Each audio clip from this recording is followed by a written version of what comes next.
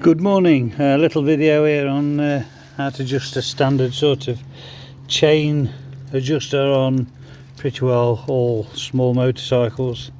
This chain is a little bit on the loose side, I would say. I'd like to adjust that. There's a bit too much movement on there for me. So the procedure would be here you have an adjuster on both sides of the back end, identical, and this bolt goes right the way through the middle of the wheel out to this side where there's a nut. And to adjust the chain you need to loosen that. You don't have to take it right off, just loosen it. And I wouldn't undo it a great deal, to be honest. Just take the weight off the thread. And then here you have a locking nut and an adjuster. It's identical on the other side as well. So what you do, you would undo this first, wind it back just to give you some clearance, and then as you turn this, screw this in, it will pull this way, which pulls all this wheel spindle here.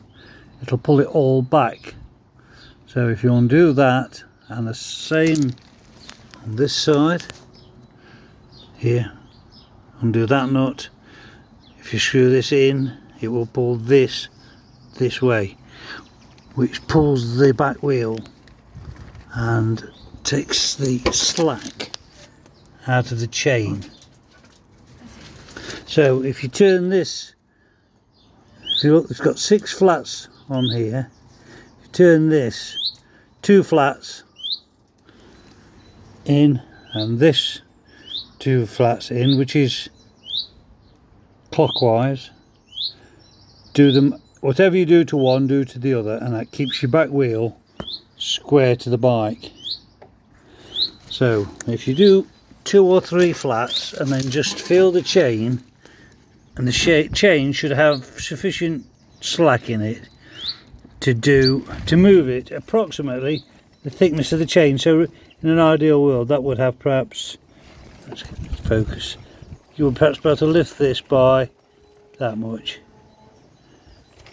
And what I would recommend you do is turn the wheel and check it in several different areas on the rotation, because these chains don't wear evenly, and if you're not careful you can tension it, and when you get halfway around it'll be like a bowstring. So you only want to be able to move it about that far, approximately. A little bit more is not too bad, but I wouldn't, I'd rather have it slightly slack. See, that's slacker now, look there, than when I checked it there. Not by much, but so just try it 2 or 3 places on its rotation, and if you're happy with that, all you have to do then is retighten that nut, retighten that nut. When you tighten that, you may have to put a spanner on this end at the same time to stop it all turning. Once you've locked that up solid, then you wind these adjusting nuts back up and just give them a nip with the spanner to tighten them up, just so they don't move and drop out. And that's it.